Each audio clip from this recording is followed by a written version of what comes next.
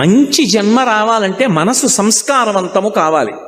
సంస్కారము మనసుకి కలగాలంటే 5 ఇంద్రియముల గుండా లోపలికి మీరేం తీసుకుంటున్నారన్న దాన్ని బట్టి మనసు సంస్కారం పొందుతుంది. నేను చాలా గంభీరమైన విషయాన్ని ప్రస్తావిస్తున్నాను, మీరు చాలా జాగ్రత్తగా పట్టుకోవాల్సి ఉంటుంది దీన్ని. నేను ఒక మొక్క వేశాను అనుకోండి, ఆ మొక్క బ్రతకాలి అంటే అబ్బా దొరక్క దొరికిందండి మొక్క, నాకు దాని మీద ఎంత ప్రేమో అని తీసుకొచ్చి మా పడగదిలో పెట్టాను అనుకోండి, దానికి వెలుతురు ఎక్కడి నుంచి వస్తుంది? 2 రోజులు చచ్చిపోతుంది అది.